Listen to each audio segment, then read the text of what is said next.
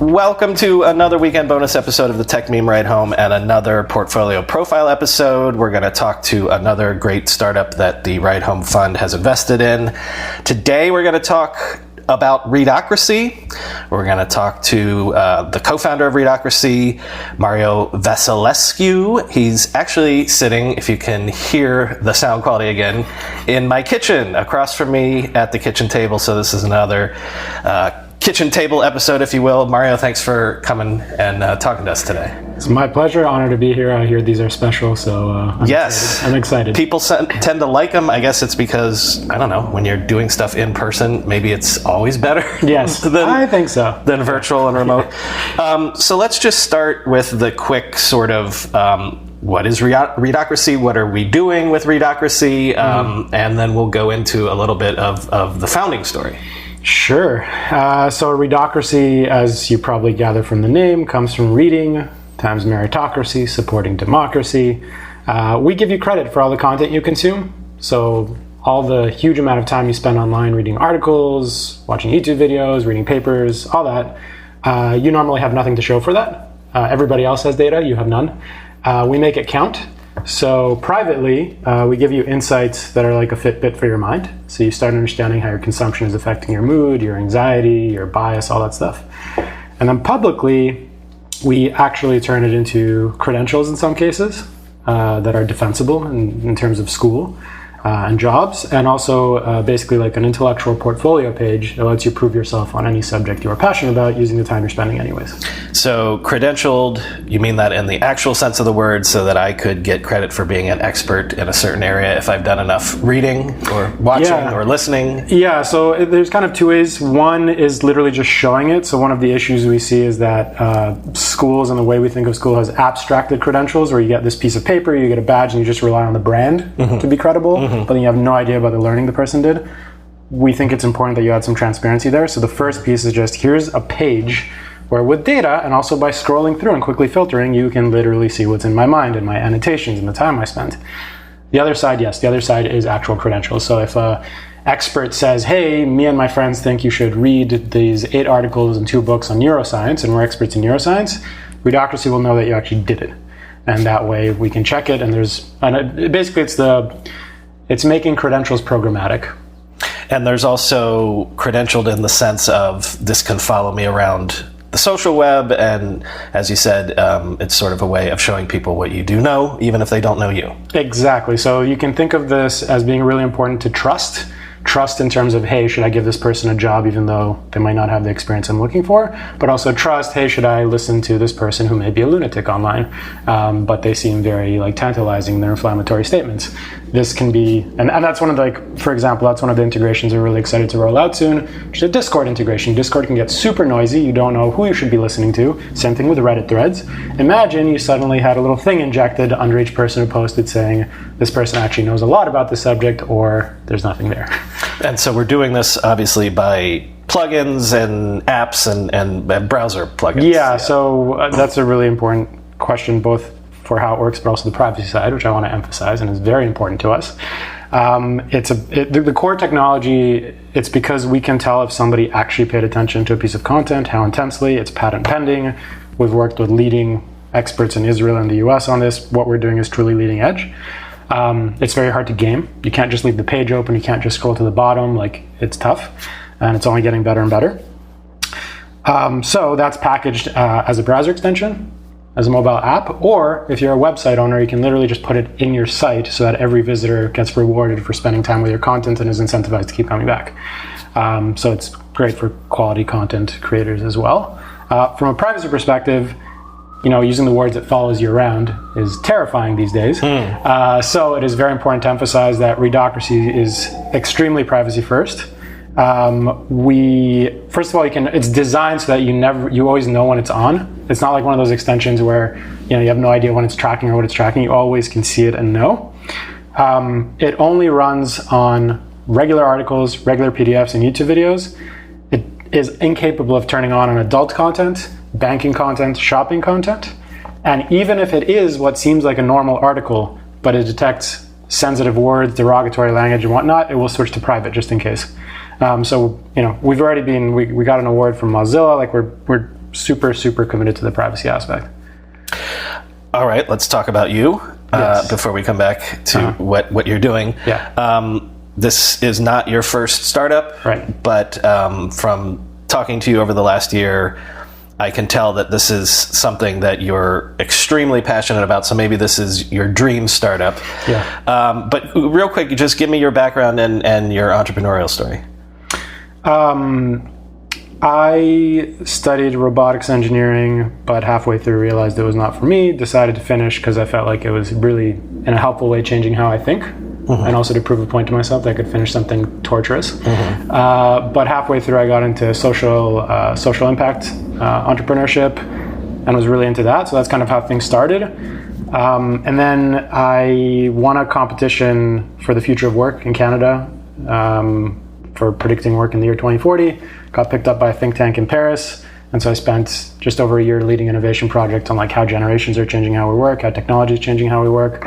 And so I think in that process, I really learned a lot about how organizations work, but also the flow of knowledge and the flow of how people behave with technology. And that was, I think, really informative to kind of how I think now. The journey itself is kind of, our first startup was still around content, and it still had a similar mission of like, how do we elevate smart people? And like, if you read a lot, you do a lot of research, like how do we make that more visible? And so at the time, we had what I would say is more like an active annotation tool, like you're highlighting, you present your research, that kind of thing. So it was, I would say, for more academic people who are really digging into it. When we would demo, people would love our pitch. Like I can't remember a session where they weren't coming out being like, I need this is going to make me more productive, my life is chaos now, bookmarks, whatever. But then when they would start using it, there was a browser extension as well, when they would start using it, they would forget to use it. And that was when we learned the powerful lesson that bad habits and laziness is like one of the hardest things to break. So what we tried to do is we're like, okay, people say they want to use this, they say they keep forgetting. What if we could detect if they were really into a piece of content, and instead of having to click the extension, have the bubble, like the buttons appear and remind them like, hey, maybe you should be doing the thing you said you want to do. And when we did that, we on a whim added an extra button that was like, well, we've kind of detected that you read this sort of, do you want to claim it? Do you want to claim your reading? Yeah. And and the users kind of started using our main thing more, but then they started compulsively claiming their reading. And that was like a eureka moment for us. Like even when we stopped updating it, these people were like compulsively trying to get credit. And so there's a gamification. Which we really did not expect. And that kind of turned on, the idea of, hey, when people are annotating or adding notes, it's like actually a tiny fraction. If you can actually start valuing and digging into just how they spend their time with information, that unlocks a whole new world. So that was the kind of the eureka moment for us. And that's kind of how we started getting into the direction of Readocracy. And I do need to mention my brother's. I was going to say, you keep saying us, yes. Yeah. So my brother is my co-founder and CTO. He's a genius, and he's also the poster child, I think, for what we do with Readocracy, especially from an education perspective. I would say I'm autodidactic as well to a certain degree. I mean, everything I do now with the startup is not really from my engineering degree. But he truly is, somebody who doesn't fit in the current system, but is really smart. And if we would have relied on the current system, God knows where he'd be right now. He was this kid who every parent-teacher interview, same thing every time, telling my parents like, oh, he is so smart. When he does the work, he gets the best grade in the class. But that happens like once a semester and cannot be bothered otherwise. Fortunately, when he was 13, a family friend gave us a book called Learn HTML in a Weekend. And my brother did learn HTML in that weekend. And basically, within years, he built one of Canada's first social networks for students. It had over 200,000 members. It was doing 40 million hits a month. This was just before Facebook. And this was happening as he was finishing high school. Yeah. And by the traditional standards, he was still a failure and could barely get accepted into any college. And so I think given what we do now, especially in terms of recognition and who gets an opportunity and what learning means, he's kind of poster child for that. So yeah, since that point, he kind of went on and built his own proprietary architecture from server side all the way to the front end that has supported over 500,000 users for different clients. And yeah, it's very fortunate that I was born with him in my family. I didn't have to go find somebody of this talent. They always say that finding the co-founder is the most important hire of any startup. But so you either got lucky or you got forced into it, I guess. Yeah, exactly. I love the forums when they ask, "Oh, how did you meet your co-founder?" And like that's how they phrase the question. You can't change it, and you're like, "I guess since birth." So one of the things that we talked about, when we first started talking, is the fact that, and listeners to the show will know that this was right up my alley, but the idea that when the internet first came around, and especially the web, when I was young and coming up and using technology and things like that, it was always sold as, can you imagine how our world will be changed if every person on the planet has access to all of humanity's collected knowledge? Yeah. And we've got that, and yet that sort of transformation for the good, I don't know that it's exactly shown itself yet.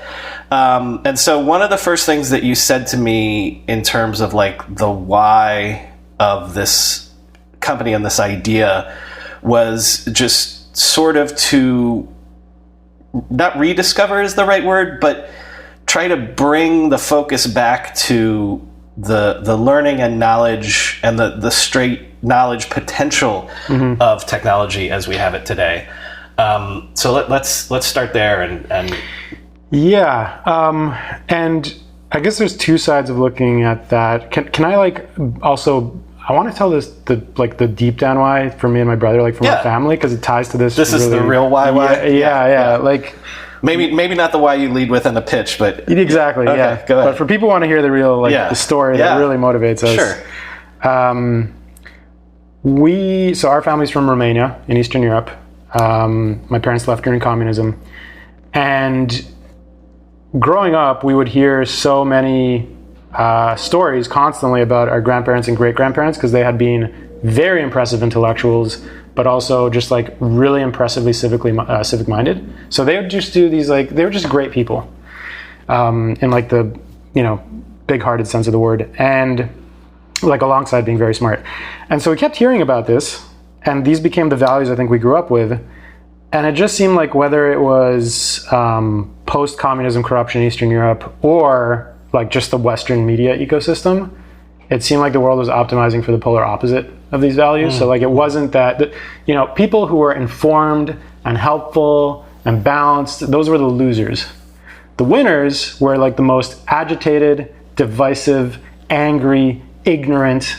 And so, deep down, and then when you talk about the internet and giving access to everybody and everybody to be heard, and then a system that optimizes for what I just described, without having a way to optimize for what I grew up, these values I was thinking of. I think deep down for us from the very beginning, and now really with Readocracy, is how do you provide an alternative so that this internet we have has another way of incentivizing, which is scalable, appeals to people's egos and vanity, but in a healthy way, and allows a different way of deciding, how we use this information. So in terms of you think about the information commons, and now that we're all plugged in and have this hive mind, that's I think a really big why in how we'd like to shape it.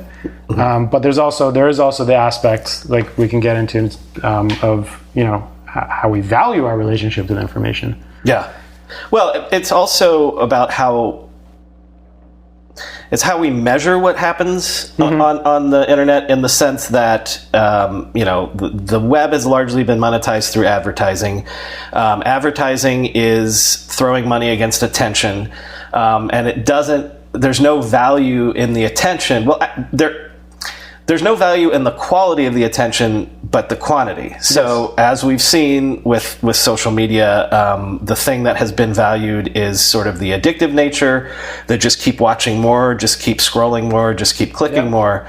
But there's no incentive structure for measuring the there's nothing wrong with cat videos. There's nothing wrong with frivolity and things like that. But there's no incentive structure for measuring for, again, quality over and you shouldn't, and so I think that is, and these are kind of our two big whys. Like, that is a huge missed opportunity economically, and secondly, it's also incredibly dangerous for society, coming back to your point of like we're all plugged in together. So like, first of all, in terms of the opportunity, coming back to like the internet and how you think about it, first of all, again, so there's nothing wrong with cat videos. The issue now is that when you think of advertising, that's a monetization scheme which is designed for the cat video style of content. When you talk about educational content and really informative stuff, the best way of valuing that is not advertising. That's you just use that because that's the only method you have. Logically, when you're talking about really informative educational content, that aligns much more closely to how we value education, right? Like whether it's gaining like this. We already have a path for this, right? Like what people pay for degrees, certificates, memberships, educational content. Oh, there's a whole world out there, which, by the way, is more valuable than the digital advertising market. People just assume, this is how we have to monetize. You want me to throw you a data figure that is from your deck and from your... Do you know, Mario, that people are spending over $1 trillion every year to prove their subject matter credibility by getting things like degrees and credentials and things like that? So it is a huge market. And also these same people... So first of all, you got these people who spend over $1 trillion a year through the only methods they know how of formally signaling their knowledge, while spending so much time online that for most people, this is the other fun fact, over the course of your life, you will spend as much time consuming content and all the discussions around it as you would studying for about 4 college degrees. 4 college degrees. That's insanity to not have any. Because you want to have another data point that you gave me that I'm going to spit back at you. North Americans spend 13 hours a day with media, whether it be online or I guess even now there's no distinction there, but with media. And so even if you're not doing the highest quality stuff all day long, as you're saying, you're still going to sort of through osmosis also learn some stuff that could be the equivalent of degrees that you're not getting credit for. Bottom line is that institutions they abstract the relationship with experts, right? You have professors, you have these people affiliated with the institution, but in the end, you just get the brand of the institution. And we're seeing a unbundling where you have all these like experts creating their own courses, whatnot. That extends to our entire relationship online. The tendrils of expertise are everywhere online, and so if you could map that. When you spend time with content, which is often created by experts or endorsed by experts because they shared it or they mentioned it on our podcast, if you can map that back, you can create credentials which say like, I spent all this time, you could check it, and also these are all the experts who endorsed it. And so they work at these companies and you should want to hire me, type of thing. Like that, it's a different way of looking at our relationship to expertise and reputation. Because how many times have we heard the stories about like, I learned how to do woodworking or become an electrician by watching YouTube videos. No one's actually going to give you a license for that right now.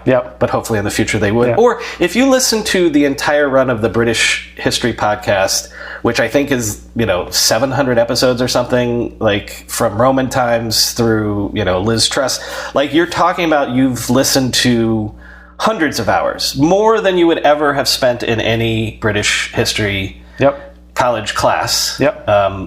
So when you say measuring and credentialing this is I'm kind of skipping a little bit into like the go-to-market and things like that.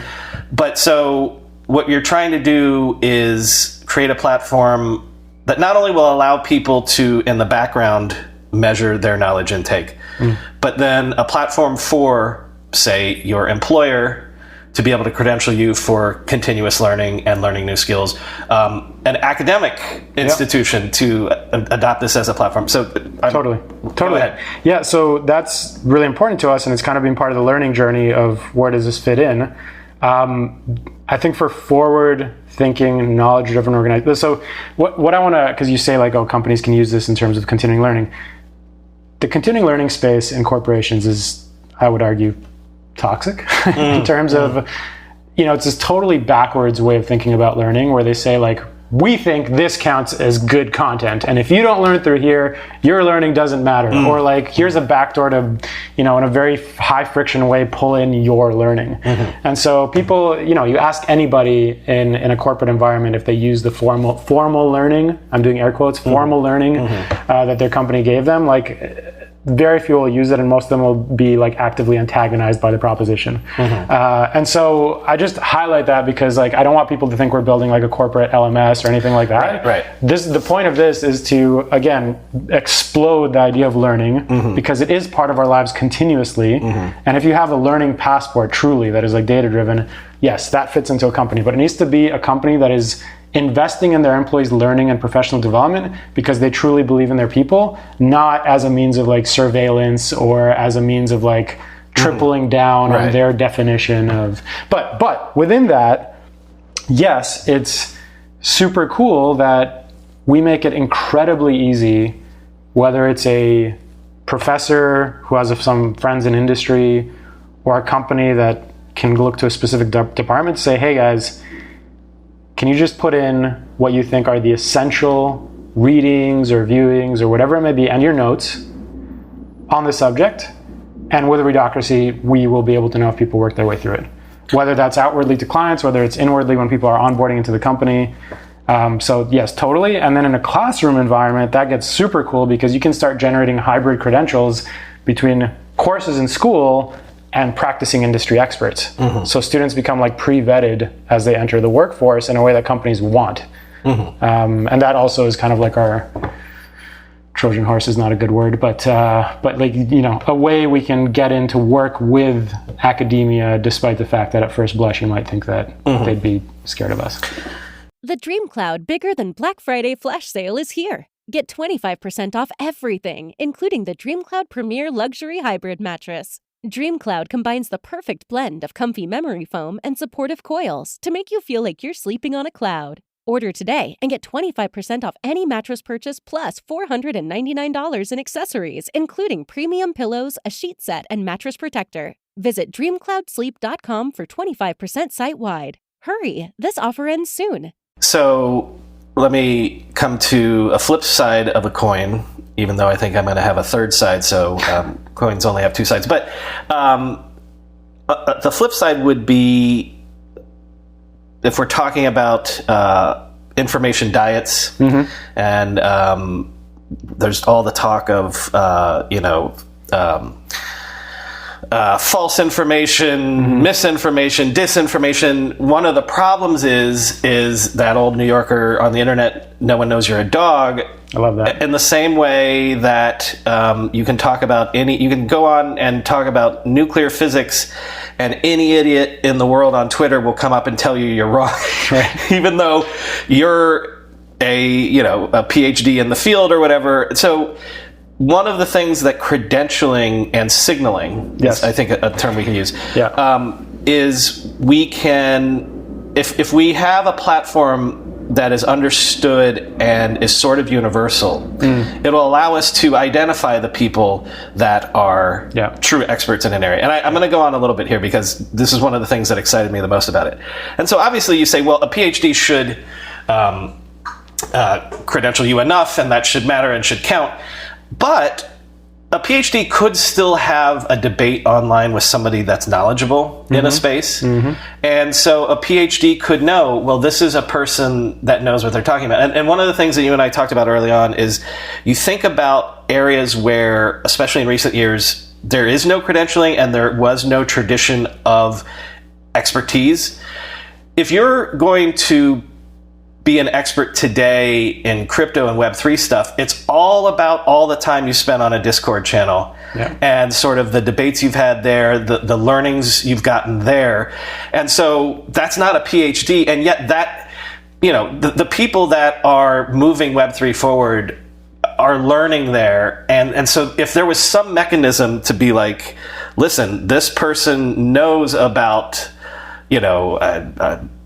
Solana or whatever. It's because, look, they've been in the right Discord channels from the beginning. Yeah, they've learned a lot, and also we can prove that they got positive feedback from others who also learned a lot.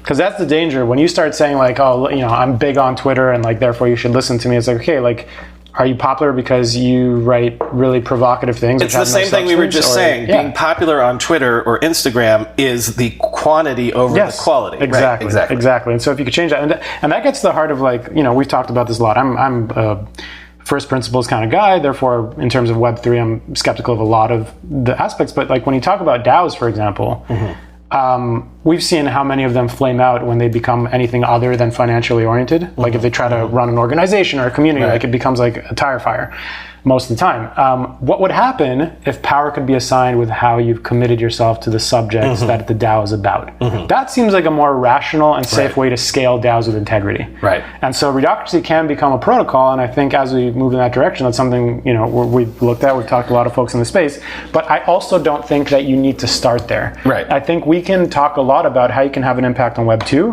how you can have an impact Web 2.5, and we can also talk about Web 3. We don't need to... Well, I'm only using the Web 3 as an example of an area where...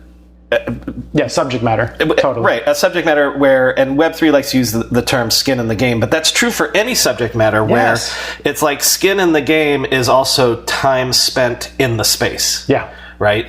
And I think I said to you the first time we talked that like one of the things that has held true from the first time I ever went on the internet is in weird little pockets of the internet, there are people that if you go to the right Discord channel or the right message board in 1995, people will rise to the top and become the king or queen of that message board and be the go-to. No one in the universe would know that this person is an expert, but if you've spent enough time there, they've qualified themselves to you and you can trust them.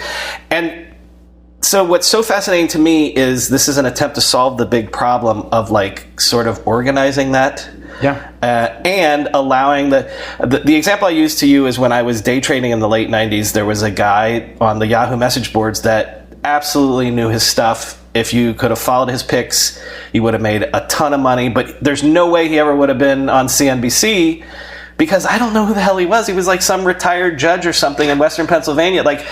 But he knew what he was talking about in terms of day trading and stuff. And so like when we're talking about this in the lens of learning and expertise, but what we're also talking about here is credentialing, and that can apply to so many exactly in the world. This is the issue. We think of education in this like super narrow artificial way, which was invented before the internet, by the way. And this is why it's so disjointed, and we have an issue of supply and demand where we can't match it because we're like super fast information highway and job defined by it, and this ridiculous system which requires institutional manual verification happens at 4 years at a time. Like it's absurd when you think about it objectively. But coming back, like again, it's the signaling of knowledge. Right? If anybody's read the posts, status signaling as a service or any of that stuff, like education is valuable if you're intellectually curious. Of course, it has its own value. But in terms of how it maps to society, it needs to be able to be signaled and people need to be able to trust it. And we have an issue now where all this learning that happens, if it doesn't happen through these like gatekeepers, you're stuck. Right. And so we need better ways. And secondly, not signaling, but also self-evident signaling, something that somebody can believe in within the first 15 seconds.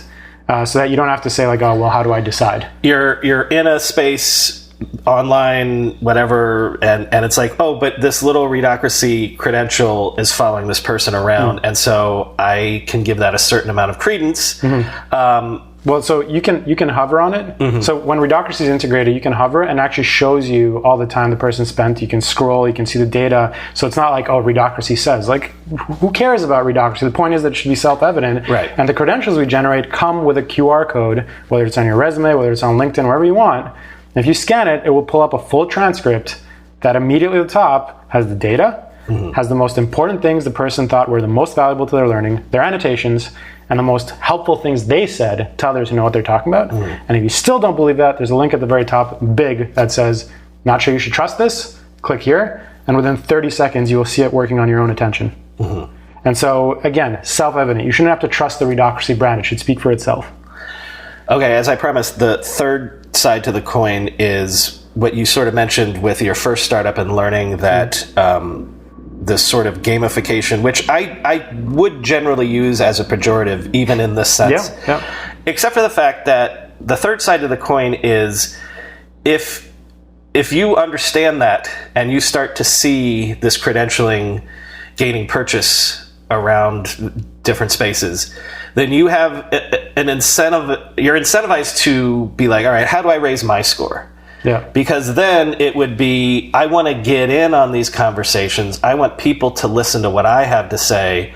And so the incentive or the gamification would actually be, all right, where do I have to go? What do I have to read? What do I have to watch that will put me on the same level as these people? And give me access to these discussions that I can only earn if I've read the required things or if I've hit the right level, which Readocracy is able to facilitate very easily. That's a different way of kind of thinking about the internet, which is very, very important. But it's also how education, again, we keep hitting the same points from different angles. That's how education always functioned, because why do you want to go to Harvard? Because I want to get in the room where it happens. They won't let people in unless I've been to Harvard or Yale. I'm never going to become a Supreme Court justice unless I've gone to the right law schools. I'm never going to get in the internship at the right place in Wall Street unless I went to the right business school. That's what education has always been. And when we talk about democratizing it, it really hasn't been democratized because it's only gotten more expensive. It's only gotten more exclusive. And so if we do live in an environment where all of human knowledge is, by and large, of course, not everyone's online, but more accessible than it's ever been to more people on the planet than ever before, then we have to be able to find a way to think differently about how to credential the knowledge gain. Yeah, so 2 points on that, which I'm so glad you prompted me into, because, we didn't. So one is, it's the simple fact that and this is the first thing you said, so what we have this incredible thing, the internet, it ripped down the walls of the gatekeepers in terms of access to information, but we don't realize that, when we talk about the promise of the internet, anybody will be able to learn. But in terms of how we value our relationship to the information, not just accessing, but valuing formally the relationship to the information, that hasn't changed. That's still stuck behind the gatekeepers. And so the whole value of the whole thing is stunted. And that when you talk about it's still stuck behind these things, of course, because we have this miraculous thing which gives you access, but nobody gives a shit. There's no way of measuring it. There's no way of signaling it. And coming back to the point of signaling, we've made Readocracy so that profile you get, that intellectual, that personal landing page of your life's learning, that you choose to share. You choose what's public, just to be clear. We've made it so that it is packaged in what we call assets, so that you can take that page and put it everywhere where somebody decides if they should trust you. It comes with LinkedIn upgrades. It comes with Twitter upgrades. It comes with resume upgrades, presentation upgrades, literally everywhere that you would want to signal. Because when we talk about I want to be able to be in the room, and so Harvard, this and that. The other thing we forget is that degrees are not even enough. People are already doing this in a totally roundabout way. Think about the fact that the majority of professional activity on LinkedIn, on Twitter, and you could argue the newsletter boom, is people posturing around subjects they want to be respected on. Because a degree is not enough. It often pigeonholes you. It's irrelevant as you get further and further from it. You're not going to go back to school. And so people are always signaling. That is a tiny trace. When they share that one article, when they share that one comment, when they finally find the time and they do extra work to do it, that is such a convoluted, ridiculous way to signal this invisible labor they're doing, right? And so this is about, Harvard makes you look cool because it's a brand. This is about, exploding that idea of this abstracted brand and distributing it across all the touch points with data, so that your intellectual labor authentically counts wherever you want and how you want. The coming back to the idea of quantity versus quality, again, when you're saying the experts on Twitter, the Substackers or whatever, every single one of these platforms that I've seen for 25 years, there's an advantage to being the first, and so it's hard.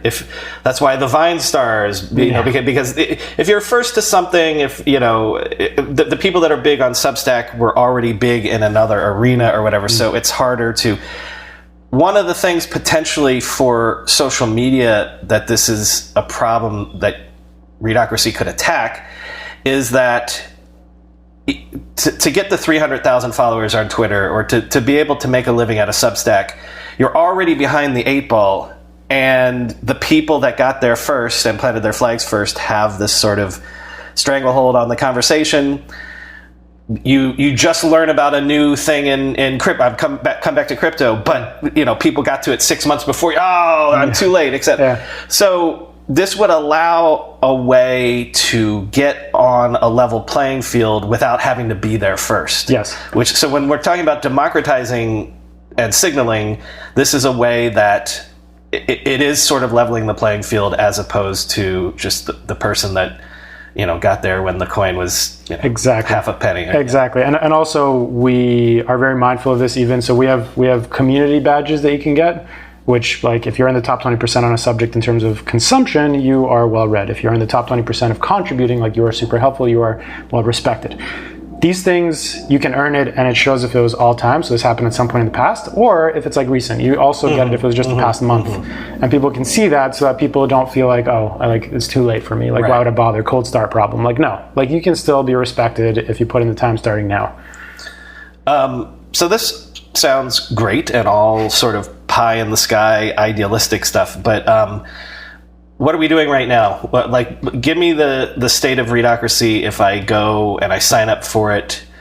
First of all, I go and I sign up for it, and I do the plugins or whatever, and create the profile and start reading, and it's just plug and play, easy to do that. It's plug and play, and I want to make sure I want to come back also because I feel like I dodged you on the information diet part, so I want to come back to that. Sure. But it is.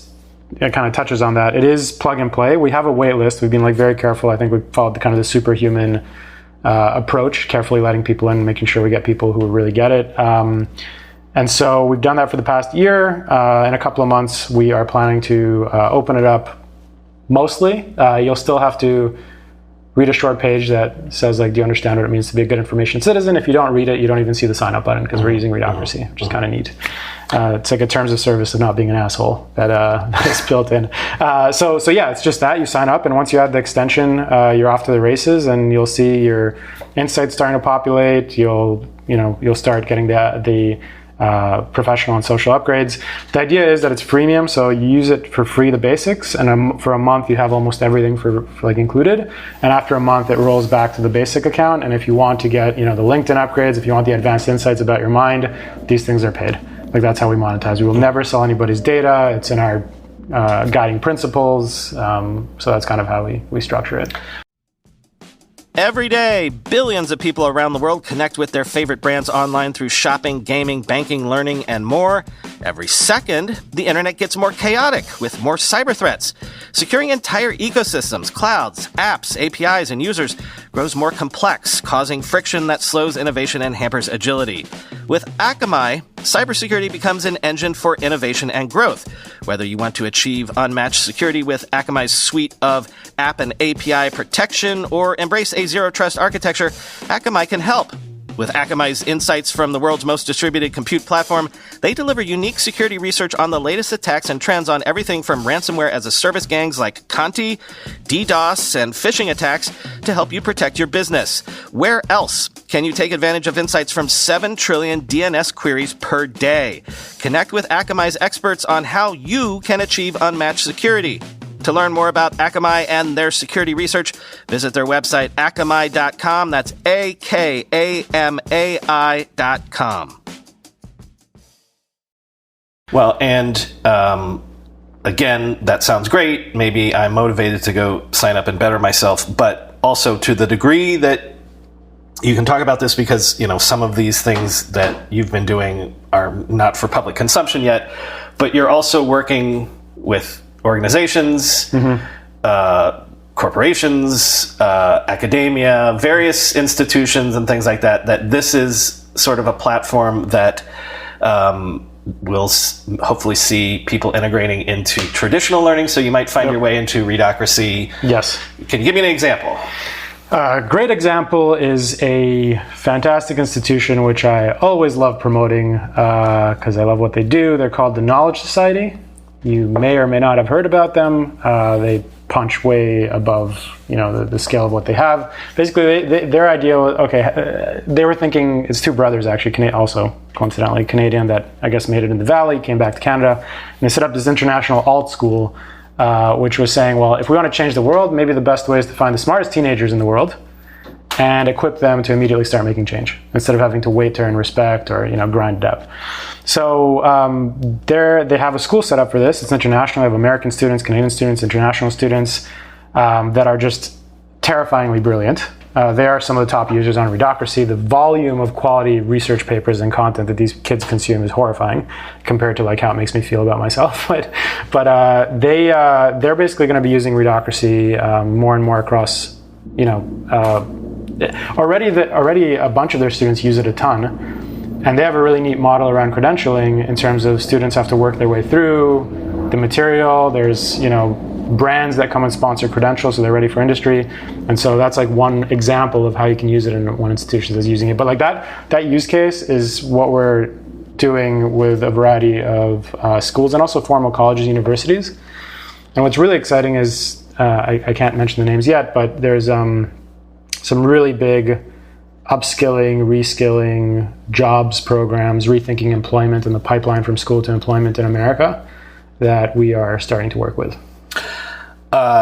Another side of the coin is what this could do for creators. Is the YouTube plugin Yes, live? It's live. As of a couple of weeks ago. So imagine you're a YouTube creator, and let's say that you're teaching concepts about artificial intelligence. And if someone watched your whole channel, there's 70 hours of learning to code or learning concepts of AI or learning complicated math or something. But you have this huge catalog that again is either the equivalent of anything in a college or better. Mm-hmm. Mm-hmm. And you could then offer what you've done, your corpus of work, as something that people could get credentialed through and say, I went through Brian's entire AI course, all 70 hours. And so as a creator, this is a way to get value of the back catalog is reductive. But as a creator, I know that that's incredibly valuable. Yes. But also it creates a stickiness and a sort of, a community around work that you've done. Well, there's two important points there. One is, first of all, just identify your super fans. Mm-hmm. Just whenever you write a Substack post, you put a Medium post up, you put your next YouTube video up, just have a badge generated by Readocracy you can embed in the page that says, if you've consumed more than this, I've accumulated it through this list in Readocracy. Mm-hmm.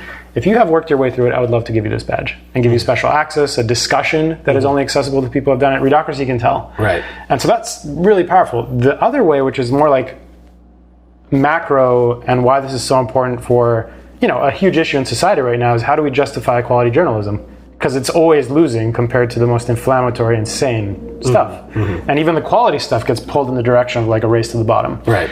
And so ultimately, we spent 2 years kind of leading into Readocracy, learning a lot about the media space and working with media companies as well.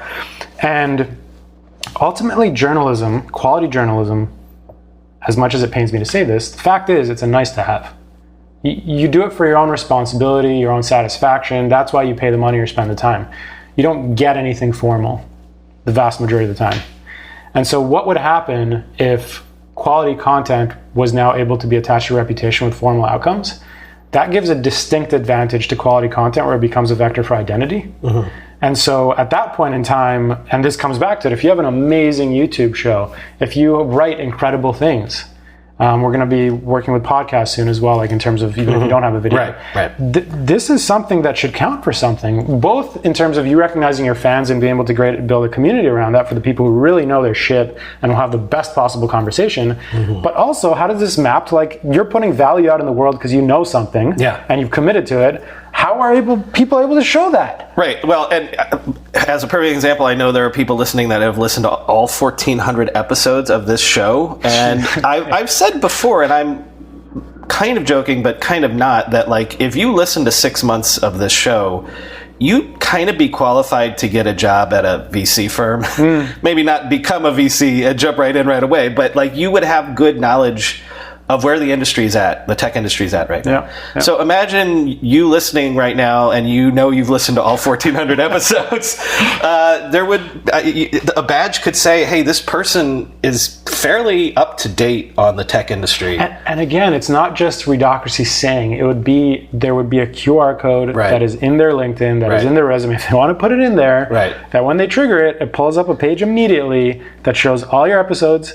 But like the data, like the number of time spent on each, there are notes. Exactly. So in the same way that the original Google algorithm was based on, the concept of the citations in academic papers, and so if the internet or the Techmeme Ride Home podcast is leveled up by Readocracy for being a venue of expert knowledge, and then in the same way that the Google page juice says what is the authentic or the authoritative site, the same thing would happen, would accrue to that knowledge base, and then to the people that have done the whole 9 yards. Yeah. And by the way, again, when we talk about like, okay, how do we make the internet better? Again, when we distinguish between the cat videos and the super informative, like, don't get me wrong, really informative stuff should be entertaining if it's good, entertaining stuff should be informative. But the bottom line is, right now, the scrape the barrel, get your attention, high volume stuff has a way of monetizing and incentivizing. So they have a way of rising in the ranks. The good stuff doesn't. So this is a way of saying, hey, there is another way to get value here and that you can optimize for. And the neat thing about it is that, by the way, the shitty stuff, like the attention grabbers, that can't work with the system. So they suddenly have their own counter incentive to be like, oh shit, like, am I going to do this? Or I'm going to choose this path that allows me to do like high value audiences, high value partnerships, credentials, all this stuff. Let me mind incept something to any media brands out there. Imagine you could charge a higher CPM because a trusted system tells people that you have higher quality content. So even though we're trying to get away from the world of monetizing through ads. Just a thought. One of our partners actually, so we forbid this. You can't use our data to target people. But we're open, for example, if you have an ethical media alliance that only wants to work with publishers who do not inflame and only put out quality ads that are not trying to grab your attention, hey, if we can help, say that this is higher quality and these people are more committed, we're happy to support that. Not all advertising is evil. And there's a reason for it. It's not like it's going to disappear completely. But so, we're open to that kind of thing, totally. And also, if you're a media brand out there, by the way, to add to the inception, what would it mean if somebody shows up on your site and a little thing appears saying like, thanks for reading these first 2 articles. You are 8 away from getting access to a VIP discussion. You should keep coming back. Right. Okay, before we wrap this up, you wanted me to come back around to information diets. Have we hit that? Yes. Or? So at the very top, I said there's kind of when we don't value, you said also, when we don't value how we spend our time, one side is the opportunity. And I promise we won't go this long on this side as if, it's the second half. But the other side is that it's dangerous. Something we've been popularizing, I just spoke in Washington on this. Again, some partnerships we can't name, but fairly high profile, hopefully coming soon. You can draw a very tight parallel between the obesity epidemic and the dysfunction of how we were feeding ourselves and the systemic nature of it, like the lack of regulation around ingredient labels, nutrition labels, all that stuff. You can map that very tightly to what I would say is an infobesity epidemic with the issue of how we feed our minds. And so right now, the fact of the matter is that if I give anybody who's listening, like if you had an hour and I have 2, like in each hand I have like a burger and a set of vegetables, and like, what are you going to eat right now? So many things are immediately going to come to your mind that instinctively would make you lean one way or another. Not that there's anything wrong with burgers, but at least you have a framework and a set of ideas to immediately think of. If instead with that hour we replace the food and I put like super saucy, tantalizing misinformation, clickbait, celebrity tabloid gossip on one hand, and the other one I have like a few amazing long form, timeless pieces from experts. Right now, you give that to somebody online, you make you that opportunity, there is literally no consequence or reward. Right? Like, why should they care? Right. They're not going to be judged. The experience is invisible. They'll disappear into the ether. They have no data about it. There's no reason to care. So, and the problem is we're in a system that is definitely designed to make you lean for the burger, you know, informationally, and also to not make you think about it. Right. Like, gorge yourself. It's like a buffet. You're at it hours a day, like consume. And so the other side of this is, you know, the mindlessness with which we consume, in our opinion, is upstream of so many of the issues you see in society. Like whether it's the ease with which misinformation spreads, because you're like completely mindless, you're not thinking, there's no friction, why would you care? The ease with which you can like agitate people, and then just like how, you know, truth disappears basically, again, under all this. So like downstream from these things, whether you're afraid of what's happening with democracy, you know, misinformation, you said at the top of the show, like this is something where it's not just about how we signal trust outwardly, but it's also about our mental health. And like the sanity we have as a society basically depends on us also, you know, in the same way we're equipped to think more mindfully about how we feed ourselves, you know, physically, how do we feed ourselves mentally, and having the framework and the thinking and the data to think around that. Right. And that's really important. And by the way, like I'm super excited because this is something we've just solidified over the past month. We're going to be working with some of the top researchers in the US. And so by next year, we should be the only platform that can actually prove that we reduce your anxiety and indicators of depression because of like the news overload. I mean, how many times are you talking to somebody like, I've stopped reading the news? I'm like, this is so too much. you're saying that you think that this is a tool for fighting doom scrolling, is what you're saying. I don't want to turn on my phone in the morning because I don't want to be depressed, right? I'll drop a little teaser here. I won't get into details, but we will let you take control of the algorithm. Everything we're doing until now has been kind of reactive. We're going to help you get proactive as well. Doom scrolling, I don't know if that was deliberate or not, but a few weeks ago, you may have seen in The Guardian an article about doom scrolling and the impacts on mental health by a researcher. We're going to be working with them and their team, just one of the folks we're working with. So it's, you know, one of our early partnerships actually is with a employee benefits platform. So it's quite likely that some of your listeners, if they go into the employee benefits side of their workplace, they may see a Readocracy list as one of the benefits. Yeah, I'd name the names, but trust me, if you're listening, there's some of you that are working at these companies. And then one other thing, I'm just going to jam it in here because I know it seems like we're going to fix this, we're going to solve for this, but one more thing is people, and this you don't even have to have a comment on this. This is just me thinking about it. But like people that want to do things like create these next generation education platforms, you see a lot of it for like these coding schools and things like that. But there's other things out there that are trying to blow up sort of the monopoly that higher education has had. Like this is a way around what is essentially the rubber stamp credentialing, because, you know, those of us that have been to college, even at the best colleges, there are some shitty courses and some shitty classes. And so on the one hand, the way to fix, as we said earlier, to democratize education is to break down the ivory tower. But the other way to do it is to create a platform of incentives to have these alternative ivory towers be taken seriously. Yes. And that, to me, is one of the most exciting things, is the democratization of, again, to use my example of that insane AI YouTube page that's out there that is doing better work than you could maybe get at MIT, leveling the playing field so that sort of learning could be as valuable. And the discussions around that having value in themselves being credentialed when you talk to other people who know what they're talking about. And again, this is not to say like, oh, we're coming for colleges. Right. Like we partner with them. That's why I was saying you didn't have to comment. That's my comment. Yes. There's a way where everybody wins here, and we're very partnerships first. We're very win-win in our approach. This is how we'd like to think we're fundamentally different also from I think the reputation big tech has acquired. And so we're going to be a platform of platforms. We're going to have APIs, which like we've been built as a series of cascading APIs. That's kind of how we think about it. So if I'm just a listener and I want to find out about Readocracy and get involved that way, where do I go and what do I download? Go to readocracy.com, spelled as you think it would be, reading and democracy or meritocracy. And then join the waitlist, which is still there. But if you say you heard about it here, you will get immediate access. We'll do that for you. Also, I think I'll put a collection together, which I'll give to you, and maybe you can attach somewhere that has like background reading and like all sorts of cool things we think about on the things we talked about. We can credential that. And also, we are fundraising.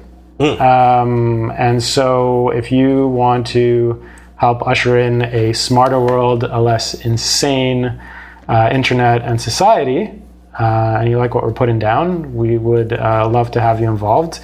We're looking for people who are thinking big and are mission aligned, and we want more people in our little alliance here. If there's any investors, obviously you can reach out to Mario directly. You can reach out to me too, and I'll put you in touch with them, but I'll also give you the background on having worked with him for over a year now. But also, what if I'm an employer or an institution of higher learning that wants to find out and get involved in this platform? So obviously. That would be a really good time to get involved, because again, I can't name the names. I can if you reach out to me personally, but there are some really exciting initiatives going on in Canada, but especially in the US, and in some cases UK, but definitely US, where working, if you're a professor, if you're a VP at an academic institution, it doesn't have to be a college, university, also high schools, that you're interested either in improving critical thinking, if you care about media literacy, information literacy, mental health, and just like a new way of thinking about credentials and kind of giving your students an edge, yes, please talk to us, because it is the perfect time to do so. Okay, Mario, thanks for coming on. One of the things I always say is to anybody that we invest in, like, come and use this when you want and how you want. So I do want to say, when I'm saying that, I've been working with Mario for a year now, but he's only coming on now. The reason for that is because it wasn't a good time yet. But this was one of the first investments that the fund made, and continues to be one that I'm super excited about. So, really appreciate it, Brian. It's been a pleasure working together, and I think this is also, I'm glad I came on now, because as you know, I was just presenting in Washington, all these things are happening, and I think there will be a lot more to talk about soon. Well, then when you come back, we'll be filled in on all of the exciting stuff. Thanks, Mario. Thank you.